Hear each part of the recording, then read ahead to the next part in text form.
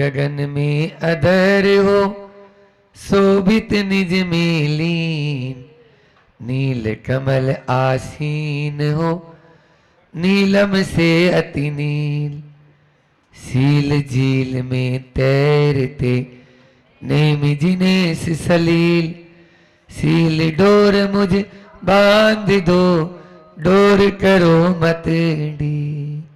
तीर्थंकर लेनी के मूल लायक 1008 श्री नेमिनाथ भगवान की सब बोलो।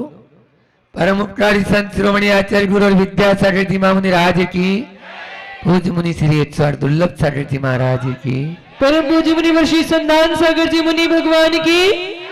चक्रवर्ती का दरबार लगा है और उस चक्रवर्ती के दरबार में एक सेवक दौड़ता हुआ आया, साष्टांग प्रणाम किया, कहा प्रभु अभी अभी सूचना मिली है आयुधशाला में आपको चक्र रत्न की उत्पत्ति हुई है, चक्र रत्न की उत्पत्ति हुई है। थोड़ी देर बाद में ही उसको सम्मान दिया, वो जा भी नहीं पाया था कि एक दूसरा सेवक दौड़ता हुआ आया, जय हो प्रभु जय हो प्रभु, अभी अभी रणवास से सूचना मिली कि आपको पुत्र रत्न की प्राप्ति हुई है।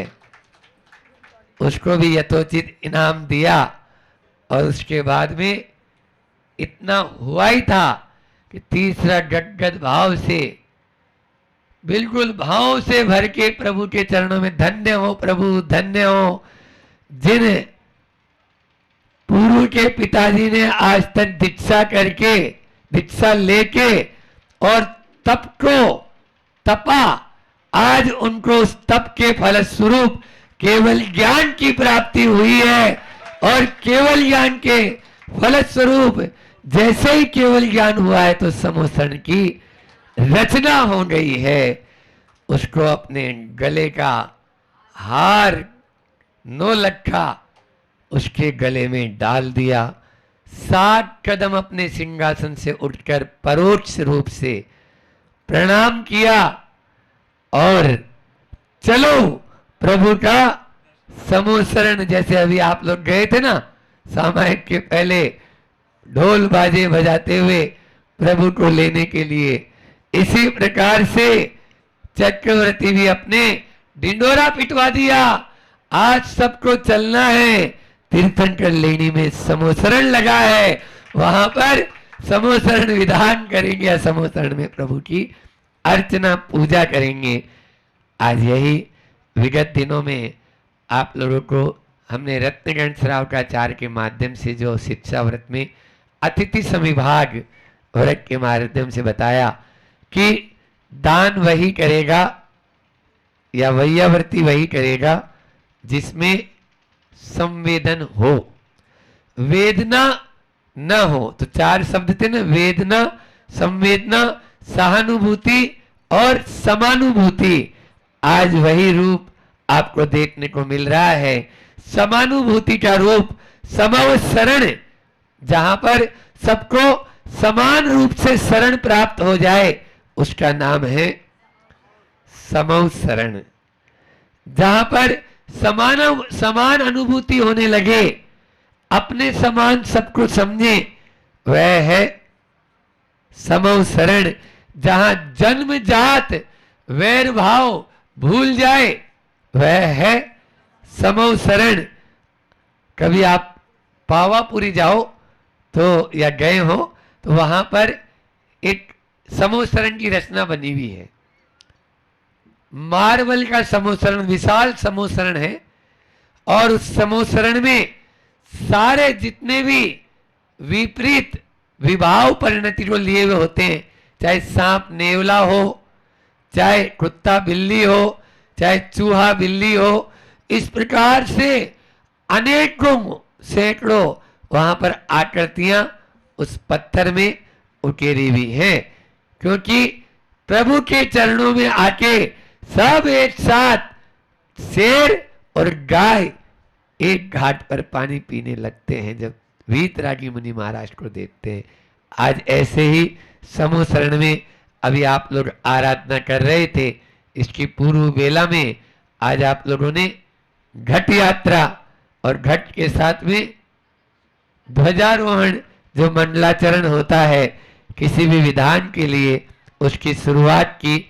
यहाँ पर माटी के घट रखे हैं और वह माटी आपको यही बता रही है कि पद दलिता माटी भी सिर पर रखने लायक हो जाएगी यदि आप में अग्नि परीक्षा देने की हिम्मत हो तो।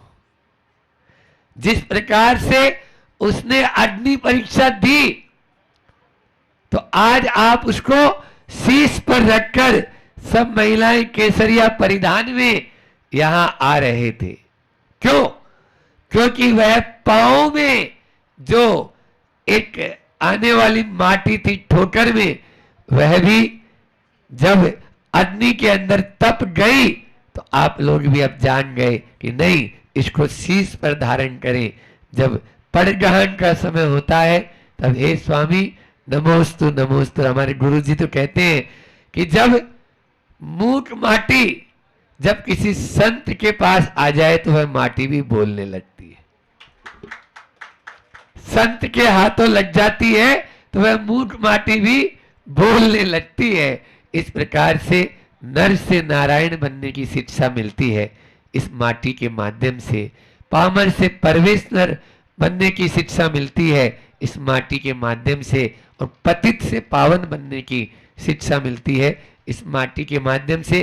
तो आज यह है समव शरण की रचना। फिर उसके बाद में ध्वजारोहण। अभी अभी आप लोगों ने विधान में भी पढ़ा कि ध्वजा कैसी होनी चाहिए। हाँ, लहराती हुई होनी चाहिए। आचार्य श्री जी का एक हाइकू है, वह लेता हूं कि ध्वजा वायु से लहराता, सुनो ध्यान से, ध्वजा वायु से लहराता, पे वायु आगे ना आती। पे या पे यानी परंतु, तो यहां पर 7 अक्षर ही चाहिए, तो लहराता पे और वायु ये 7 अक्षर हो गए थे। तो इस प्रकार से लहराता पे परंतु वायु आगे ना आती। बस संसार में आप सब काम करो। तीर्थंकर के समोसरण में कोई की वो 2 पंक्तियां सार्थक नजर आ रही है आज कि प्रभु तो मौन रहते हैं, प्रभु को वास्ता क्या है, गुरु तुम बात करते हो, बता दो रास्ता क्या है, बता दो रास्ता क्या है। प्रभु शीश पर विराजमान है, हम भी उनके चरणों में नतमस्तक हैं, बल्कि जो उनसे बड़े हैं उनसे पहले इनको प्रणाम करते हो आप लोग। पहले नमो अरियंताणम बोलते हो, नमो सिद्धाणम नहीं बोलते हो। क्यों नहीं बोलते हो? बोलो। इसलिए नहीं बोलते हो क्योंकि इन्होंने रास्ता बताया। आज जो जिनवाणी है, जो द्वादशांग है, वो इन्हीं के द्वारा जो ओंकार में जो वाणी खिरी, उस वाणी के माध्यम से वह द्वादशांग की रचना हुई और आज उसी के माध्यम से हम पथ पर चल पड़े हैं। तो वो वाणी हमको बता रही है कि देख रास्ता ये है। बस साधु बता रहे हैं देखो रास्ता ये है। फिर और बोलते हैं आप लोग भजन तो कि हमें रास्तों की जरूरत नहीं है, हमें तेरे चरणों के निशा मिल गए हैं। इस प्रकार से तो ये प्रभु आगे आगे जा रहे हैं, चले गए, और वह पीछे पीछे आचार्य परंपरा जो चल रही है उस मार्ग पर अपन भी आगे बढ़ते जाएं। तो एक दिन निश्चित रूप से हम भी उन अरिहंतों के उस ठिकाने पर पहुंच जाएंगे। और जिस दिन केवल ज्ञान की प्राप्ति हो जाएगी उस दिन रजिस्टर्ड हो जाएंगे आप। अब संसार आपका है ही नहीं। 2 प्रकार से मुक्ति बताई शास्त्रों में। कौन कौन सी बोलो? पाठशाला पढ़ाने वाली दीदियां बैठी है यहां पर। हाँ बोलो। 2 प्रकार के जीव, संसारी और मुक्त। मुक्त जीव 2 प्रकार के, बोलो आगे डैश डैश डैश। हाँ, जीवन मुक्त और संसार मुक्त। क्या बोला? जीवन मुक्त और संसार मुक्त, या शरीर मुक्त और संसार मुक्त, ऐसे भी बोल देते हैं, दोनों एक ही है। तो यहां पर अभी हालांकि प्राण तो है। तो इस प्रकार से यहां पर जो है वो शरीर से अब मुक्त नहीं हुए अभी, लेकिन जीवन से मुक्त हो गए हैं, संसार से मुक्त हो, अब वापस संसार में नहीं आएंगे। लेकिन 85 कर्म प्रकृतियां शेष है अभी भी। अनंत सुख के धारी तो है, लेकिन अव्याबाद सुख के धारी नहीं है। तो हाइकु क्या था अपना कि ध्वजा वायु से लहराता पे वायु आगे ना आती। बस संसार का ही मार्ग बता रहे हैं अरिहंत परमेश जी, आपसे कह रहे हैं सब काम करो, लेकिन कैसे? बैक सपोर्ट से। लेकिन हम कैसे करते? बिल्कुल मैंने किया।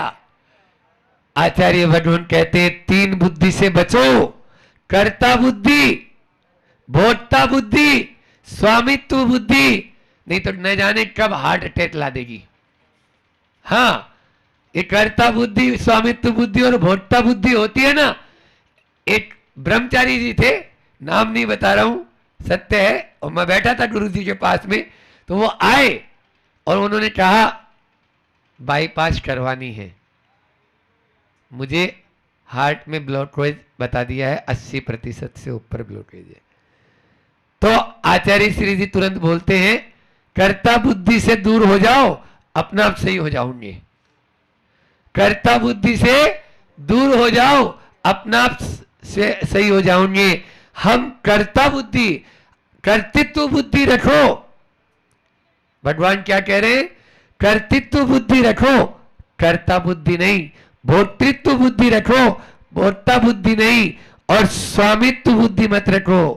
समझ में आ रहा है? हाँ, वहां पर अपन अपने कर्ता बुद्धि, भोक्ता बुद्धि और स्वामी बुद्धि रखेंगे तो हमेशा अपना पतन होगा। मैंने किया ये नहीं, लेकिन हाँ मेरा कर्तव्य क्या है?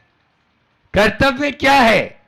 कर्तव्य ये है कि नहीं, थोड़ा सा अपन प्रयास करें, और यदि यहां समोषण विधान की रचना हो जाए और यहाँ के आयोजक प्रयोजक जो हैं वो यदि आपके साथ हो जाएंगे तो आप लोगों को भी यहां पर समोषण विधान करने को मिल गया। समझ में आ रहा है? लेकिन सारी सुविधाएं होने के बाद में भी आप लोगों से मैं कहना चाहूंगा कि सब व्यवस्थाएं हो गई, लेकिन अपनी अवस्था को मत भूलना। व्यवस्था तो हो गई, लेकिन अपनी अवस्था को मत भूलना। और आयोजन के प्रयोजन को कभी मत भूलो। आयोजन किस उद्देश्य को लेकर हो रहा है? मान लीजिए अच्छे से अच्छी यहाँ पर मांडना बन गया, अच्छे से अच्छा समोषण बन गया, बढ़िया से बढ़िया यहाँ पर सब एक ड्रेस में आप लोग नजर भी आ रहे हैं, है ना? लेकिन ये सभी पर्याप्त नहीं, सामग्री मिल गई है। इतना ही नहीं, हमें हमारा आंतरिक विधि का, कर्मों का जो विधि है, उन विधि का विधान को जब तक परिवर्तन न करें तब तक अपन आगे नहीं बढ़ पाएंगे। तो अरिहंत प्रभु हमसे कह रहे हैं कि आप अपने इस जीवन को जीना तो है, लेकिन कुछ लोग ढो रहे हैं। क्या कर रहे हैं? ढोना नहीं है, हंसते हुए जीना है। समझते हुए आया? एक है हंसते हुए जीना, एक कला है। हंसाते हुए जीना उससे बड़ी कला है, और हंसते हुए मरना सबसे बड़ी कला है। क्या बोला? हंसते हुए जीना एक कला है, हंसाते हुए जीना उससे बड़ी कला है, लेकिन हंसते हुए मरना सबसे बड़ी कला है। लेकिन हंसते हुए वही मर सकता है जो हंसते हुए जी सकता है, जो हंसते हुए जी सकता है। अन्यथा वह बस हाँ आंसू ही बहाता रहेगा। और आंसू बहाने वाले के पास में हम भी नहीं बैठते। हाँ, उसको बोलते ही तू जा, अभी हमारा भी खराब करेगा। तो हंसते हुए जियो, चेहरे पे हमेशा प्रसन्नता होनी चाहिए। एक व्यक्ति है, अभी यहाँ है क्या? हाँ, चेहरे पे हमेशा प्रसन्न रहो। सुबह से मैं उनको देख रहा था, बहुत इमोशनल नजर आ रहे थे। मैंने बोला क्यों इमोशनल क्यों? पहले एक फटीचर नाटक आता था, कोई जमाने में जब हम पैंट शर्ट में थे तब की बात बता रहे। फटीचर, उस नाटक का नाम क्या था? तो उसका एक मित्र बहुत इमोशनल रहता था, तो वह फटीचर जो बोलता था कि उसको कि फटीचर तुम इतना इमोशनल क्यों रहता है, अपने मित्र को बोलता था, बोले उससे हम इमोशनल नहीं रहता था। इसलिए इमोशनल होने की जरूरत नहीं है। क्यों? क्योंकि सत्ता, संपदा और ये संतान या संतति और एक और से जोड़ लो समसरण के आधार पे, तो कौन सा? शरीर। क्या बोला? सत्ता, संपदा, संतति और शरीर, ये सब नाशवान है। आप देखो, बल्कि तीर्थंकर का जो समोसरण है ना, वो भी शाश्वत नहीं है। बोलो। और समोसरण में बैठे बैठे वो भी सिद्ध परमात्मा नहीं बन सकते। जब समोसरण का त्याग करेंगे तब वो सिद्ध परमेष्टि बनेंगे। लेकिन उन अरिहंत परमेष्टि ने हमको ये बता दिया कि दुख से मुक्ति प्राप्त करना चाहता है ना, दुख से छुटकारा प्राप्त करना चाहता है ना, तो सामान्य को अंगीकार कर ले। क्या बोला? यदि दुख परिमुखम सामान्यम, आप सामान्य को अंगीकार करेंगे तो ही, श्रमणता को अंगीकार करेंगे तो ही आप दुख से मुक्त हो सकते हैं। अन्यथा कुछ नहीं, केवल बातें हैं, ये ठाट बाट नजर आएगा, लेकिन ये सब कुछ नहीं।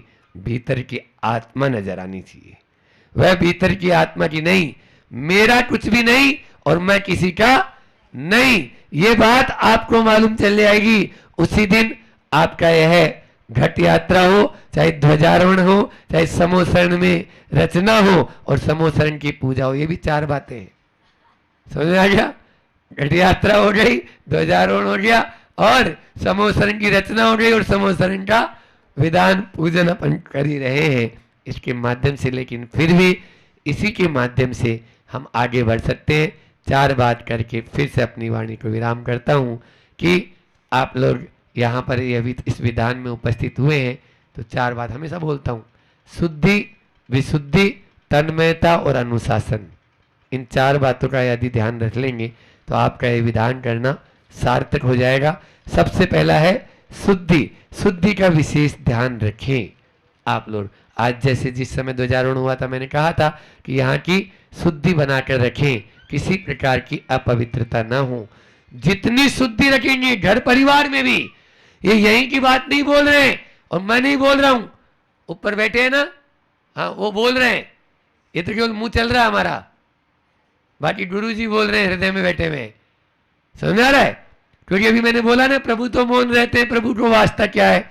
गुरु तुम बात करते हो, बता दो रास्ता क्या है। तो इस बात को आपको स्वीकार करना होगा। आज घर परिवार में इसकी बात मैं आगे करूंगा, आने वाले दिनों में अपन करेंगे।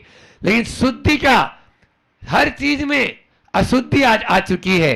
चाहे वो चप्पल जूते चल रहे हैं सब जगह, चाहे वो बिस्तर आदि बिछे हैं तो बिछे ही हैं, उन्हीं पे ही जाके जो है सब लोग बैठ रहे हैं और यहां भी आ गए। तो अब कैसे होगा बताओ? ये तो नहीं चलेगा ना। इसलिए शुद्धि का विशेष ध्यान, और शुद्धि रखेंगे तो विशुद्धि भी बढ़ेगी आपकी, उत्तरोत्तर विशुद्ध परिणाम होने चाहिए। थोड़े थोड़े भी अपने कसाय परिणाम करेंगे तो अपन कभी भी आगे नहीं बढ़ेंगे। अभी सटलीकरण हुआ था, वहां पर एक श्लोक बोला था पंडित जी भैया जी ने कि मन है प्रशस्ते वच से प्रशस्ते काय प्रशस्ते च कसाय हानि सेवार्थ सात सटली की अन्य मंत्र रुधारे कतिकल्पनांगा। यानी आपके लिए ये सटलीकरण किया, आपके ऊपर मंत्र बोला कि मन को प्रशस्त रखना, वचनों को प्रशस्त रखना, काय को प्रशस्त रखना और कसायों की हानि करना। यही चार आप लोगों के लिए सटलीकरण के नियम दिए गए थे। समझ में आ रहा है? हाँ, कितना भी कुछ भी हो जाए, हम विशुद्धि तभी बढ़ सकती है जब इस कारिका के माध्यम से अपने मन को प्रसन्न रखें। थोड़ी थोड़ी बात में उबले नहीं, लेकिन हमारी हालत तो वैसी है कि बस बिल्कुल बत्ती की जरूरत है, पलीदा बाहर निकला हुआ ही है, बस फटाका फूट जाता है, वो नहीं होना चाहिए। और फिर तन्मयता और अनुशासन भी होना चाहिए। जितने तल्लीन होकर आप पूजा आदि क्रियाएं करेंगे। वो धनंजय कवि को याद करो, पत्नी आके बेटे को पटक दिया, लेकिन अपनी पूजा नहीं छोड़ूंगा। और अनुशासन, डिसिप्लिन सबसे अच्छा होना चाहिए। आज तो आप इधर उधर बैठे हुए, एक लाइन में बैठे, ताना बाना के साथ बैठे, बढ़िया से बैठे। इस प्रकार से हम करेंगे तो अपन बहुत अपने उस उद्देश्य को प्राप्त कर सकते हैं, जिस उद्देश्य के लिए हम यह अपने विधि के विधान को कर रहे हैं, परिवर्तन करने के लिए। सबका कर्म का वह विधि का विधान परिवर्तित हो, इसी भावना के साथ अपनी वाणी को विराम देता हूँ। बोलिए अहिंसा परमो धर्म की। आचार्य गुरुवर विद्यासागर जी। अपनी चर्चा 2-3 दिन से इन 6 बिंदुओं पर चल रही है। मनी पावर का भरोसा नहीं, मसल्स पावर का भरोसा नहीं, लक पावर का, ब्रेन पावर का, और रिलेशन पावर का, और स्पीच पावर का। ये 6 चीज़ें जिसके पीछे पूरा संसार पागल है, हम भी और आप भी पागल हैं। सभी लोग इसके पीछे लगे इन 6 चीज़ों के लिए।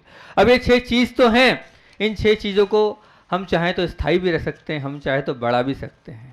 तो उसके लिए मैंने आपके सामने 4 बातें रखी थी, कैसे करना होगा उनको। हमें अपने को अपने जीवन में इन 6 चीज़ों को उत्कृष्टता की ओर ले जाना है। तो सबसे पहले शेयरिंग पावर, फिर केयरिंग पावर, फिर बेयरिंग पावर, और फिर डेयरिंग पावर। ये 4 चीज़ें चाहिए। और शेयरिंग पावर की बात बहुत अपन ने अच्छे से कर ली थी, केयरिंग पावर की भी बात कर ली थी, और कल केयरिंग पावर का अंतिम बिंदु था अपना स्पीच पावर। स्पीच पावर था कि हमारी स्पीच कैसी होनी चाहिए। अगर हम अपने स्पीच को बहुत अच्छा रखना चाहते हैं तो मैंने आपके सामने 4 बिंदु और गुरुदेव के वो संस्मरण के माध्यम से जो मेरे साथ घटित हुआ था वो आप लोगों के बीच में कल रखा था, वो एक बार अपन रिपीट कर लें। और मैंने आपसे कहा था कि मैंने तो उनको अपना लक्ष्य बनाया ही है, लेकिन आप भी अगर उसको अपना लक्ष्य बना लोगे तो आपका स्पीच जो पावर है वो सही केयरिंग कहलाएगी अपनी वाणी की। धीरे बोलो, बोलो, मीठा बोलो, और कम बोलो, और जरूरत या आवश्यकता होने पर बोलो।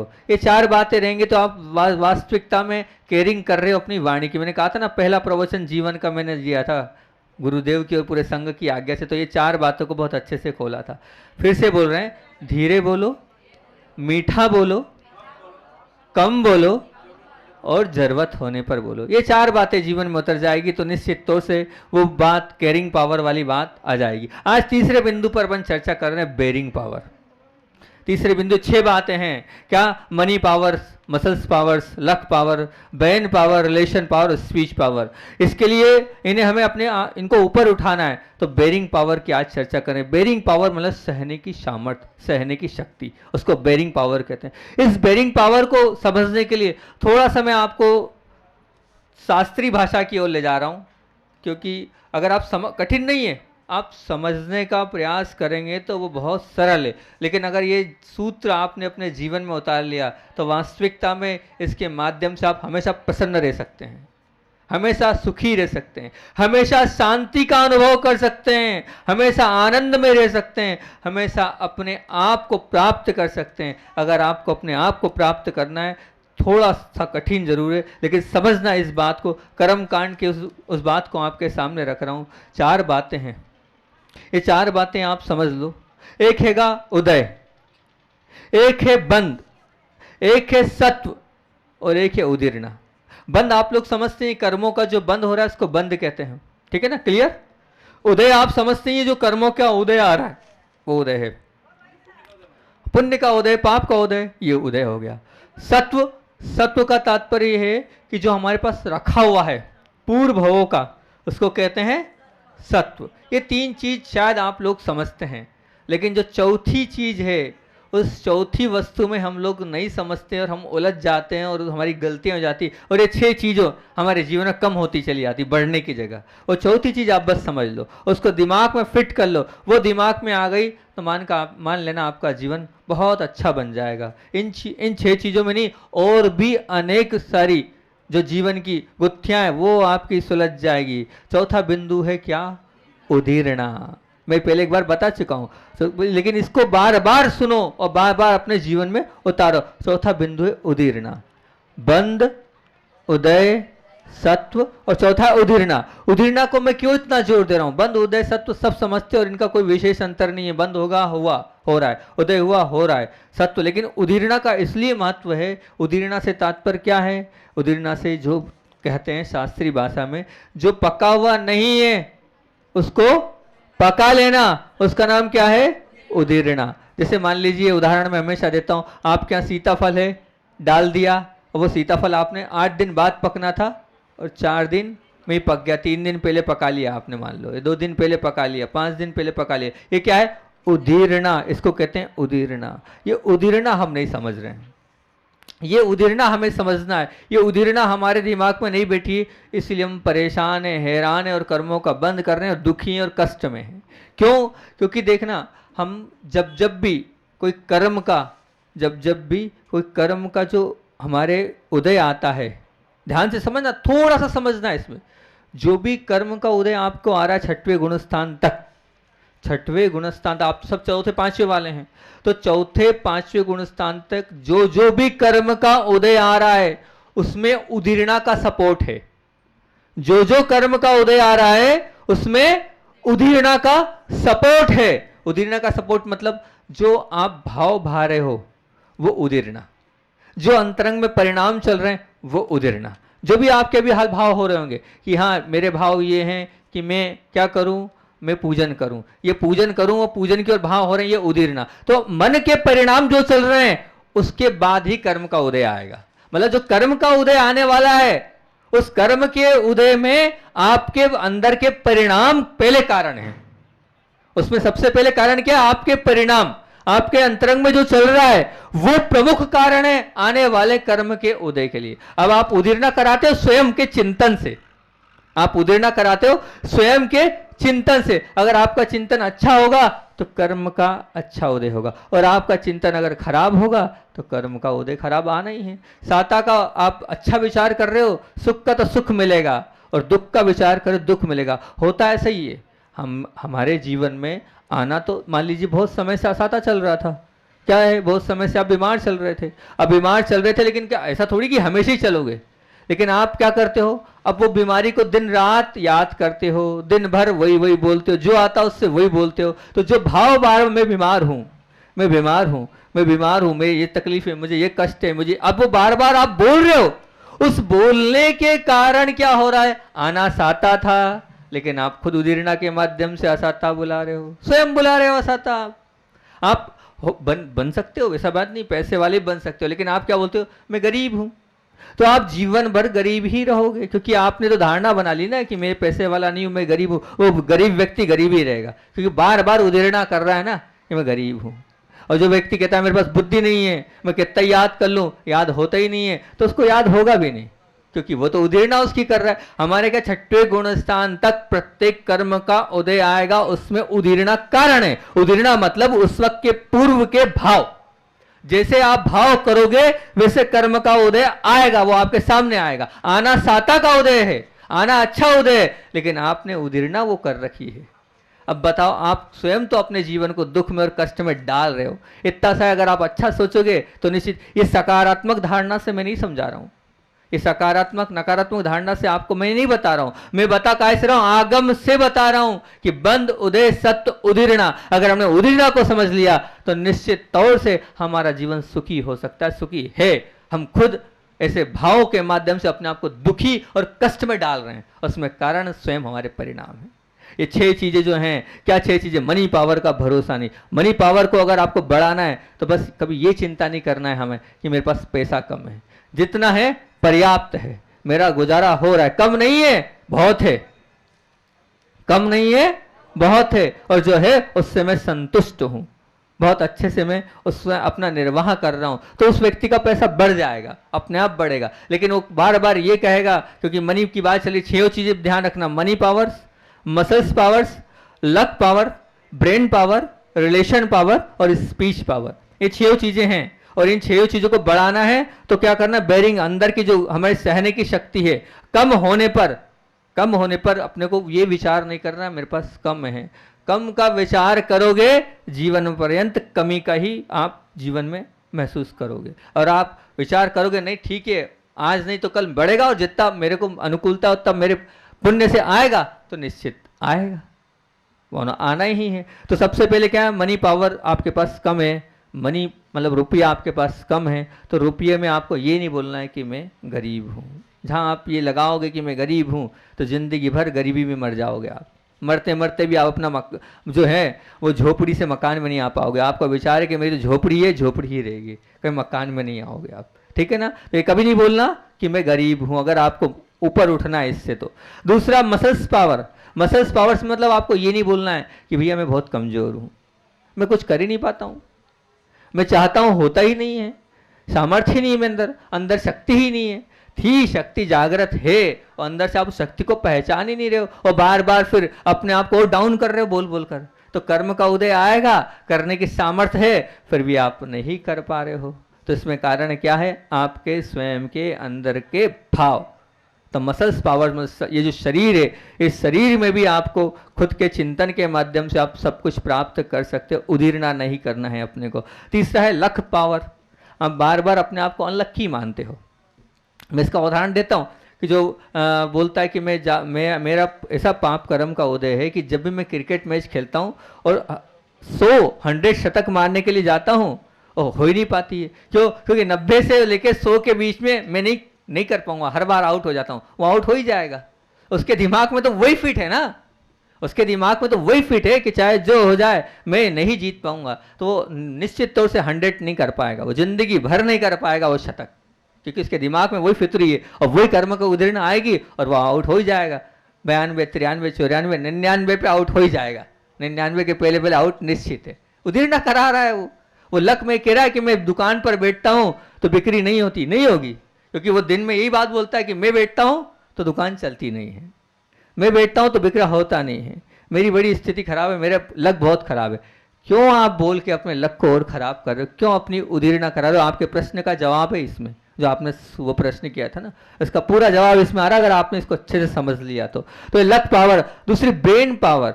अब ब्रेन पावर को भी आप ये क्यों बोलते हो मुझे याद नहीं होता है, मैं प्रयास तो करता हूँ, होता नहीं है, क्या करूँ, बुद्धि है ही नहीं हमारी, भगवान ने कैसी बुद्धि दी है भ्रष्ट, सब भूलता चला जाता हूँ। अरे है बुद्धि, परंतु आपने उस बुद्धि का सदुपयोग ही नहीं किया तो कहाँ से बुद्धि आएगी? है बुद्धि आपके पास, पर बाकी क्या कर रहे हो आप? बार बार उस बुद्धि को और कम करते जा रहे हो, ये बोल बोल कर, उदीरणा कर करके कि मेरी बुद्धि नहीं है, मैं कमजोर हूँ, मैं कमजोर हूँ। तो आप कमजोर अपने आप को बना रहे हो स्वयं के कारण, ठीक है ना। आप कमजोर हो नहीं, स्वयं को कमजोर बना रहे हो बोल बोल कर, उदीरणा करा रहे हो आप, उदीरणा को मत कराओ। और फिर दूसरी बात है रिलेशन। रिलेशन से मतलब क्या है? अपने संबंध।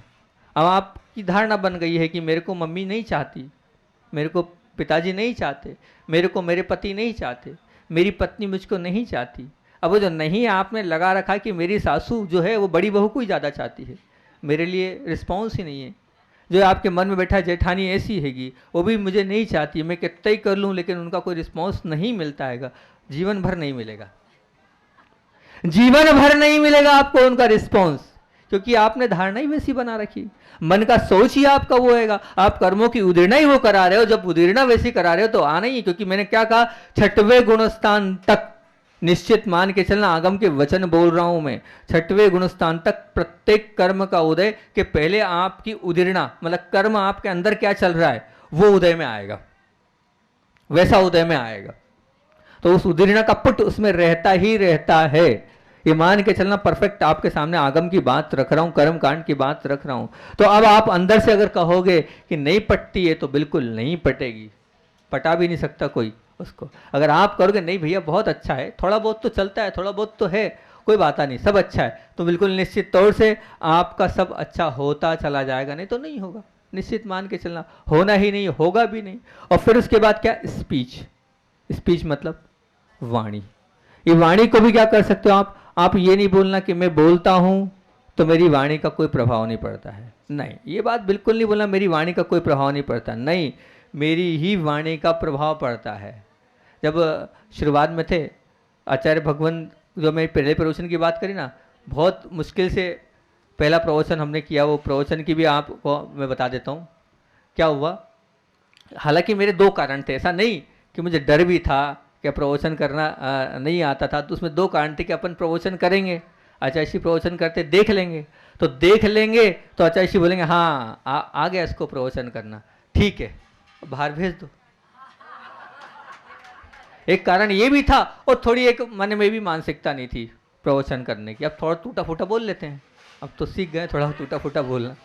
तो अब क्या हुआ कि बात थी आचार्य भगवान वहाँ डोंगरगढ़ से लगे थे कि बोलना चाहिए, दीवार की तरफ बोल के करना चाहिए, हमेशा बार बार वो गुरुदेव हमको समझाते, उद्बोधन में नाम ले लेके बोलते थे। और हुआ ये भोपाल चतुर्मास की बात है कि भोपाल चतुर्मास में जो है सब साधु थे अभी 24 दीक्षा वाले, तो उन्होंने जो है आचार्य भगवान से कहा महाराज जी की वाणी नहीं सुनी, तो हाँ, तो अब उन्होंने कहा तो हाँ बिल्कुल आज तो दीक्षा दिवस है, आज तो दुर्लभ सागर बोलेंगे। और फिर हमने कहा नहीं आचार्य जी केसलोच है, तो आचार्य जी बोले केसलोच में तो और अच्छा रहता है, विकल्प नहीं करो सब अच्छा होगा। अब उन्होंने जैसे ही बोला तो हमने कहा आचार्य भगवान वो क्या है उपवास में और हमें ध्यान करना है, नहीं बोले ध्यान बाद में, पहले प्रवचन करना है, ठीक है। और उनने विषय भी दे दिया, गाथा भी बता दी भोपाल में। अब जैसे ही पता चला तो सब महाराजों ने बोला ठीक है। अब योग सागर जी महाराज जी के पास पता चला, उन्होंने कहा आज योग सागर जी महाराज जी की पूजन होगी, और पूरी तैयारी के साथ सब लोग गए। अब हमने केशलोच किए और हमारी मानसिकता बिल्कुल नहीं थी, और हम सीधे ध्यान में बैठ गए। अब सारे महाराज आए बुलाने, बुला रहे हैं आपको, बुला रहे हैं आपको, बुला रहे हैं आपको, पर मैं तो ध्यान में जो बैठा था टस से मस नहीं हुआ, हिला तक नहीं मैं। और जब हिला नहीं भोपाल में, तो अब सौम्य सागर जी ने बोला, आचार्य जी ने उनसे कहा था ना वो जाएंगे तो मैं जाऊँगा। विनम सागर ने कहा अब ये नहीं जा रहे मैं नहीं जाऊँगा। अब कुल 4 महाराज तो थे, शैल सागर जी ने कहा मैं भी नहीं जाऊँगा। वो पूरा कोई जाने को तैयार नहीं। और उधर योग सागर जी महाराज जी की पूजन भी थी। अब बड़ा फिर निर्दोष सागर जी महाराज जी को भेजा प्रवचन करने। वो भोपाल में गए, हम लोग कोई नहीं गए, मैं तो गए नहीं, फिर वो कोई भी नहीं गए, ये नहीं गए, कोई नहीं गए। अगली बार जब रामटेक में आया तो वही दीक्षा दिवस पे ही हुआ। आचार्य श्री जी ने दीक्षा दिवस से पुनः जो है वो बात प्रारंभ हुई। और जब बात प्रारंभ हुई तो प्रारंभ होते ही जो है हम सब बैठे थे, क्योंकि हम लोग जब जिस दिन दीक्षा होती है उस दिन आचार्य श्री के पास जाते हैं कि कुछ सूत्र दीजिए, ताकि उसको वर्ष भर जो है हम कुछ ना कुछ अपने जीवन में बताएं। जब हम आचार्य श्री चर्चा कर रहे थे, फिर कि एक महाराज जी ने कहा महाराज जी पिछली बार भी छूट गए थे ये और बैठ गए थे, इस बार नहीं छूटना चाहिए। तो अब संभव सागर जी महाराज जी विशेष लगाव है, तो गुस्से में उन्होंने बोला तू समझता क्या है? गुरुजी तेरे हाथ जोड़े, इतना बोलने के बाद भी तू बैठ गया, तेरे को आती कि नहीं? विनय नाम की चीज़ नहीं है, वो बहुत तेज होगा एकदम। वो विनय मतलब वो एक हमारा प्रेम स्नेह था आपस का, संभव सागर जी बड़े महाराज जी का और हमारा, वो एकदम। तो अच्छा नो हरी संभव नो हरी, इतना नहीं, तुमने जो वो इतने तेज हो गए एकदम बोले गए, तो मैंने कहा नहीं आपकी भावना है ना बोलना है, आज मैं बोलूँगा। तो 14 साल बाद तब महाराज जी ने बोला था, तब मैं ये उस समय ये चारों बातें मैंने उस समय बोली थी, ये चारों, धीरे बोलो, मीठा बोलो, कम बोलो और ज़रूरत होने पर बोलो।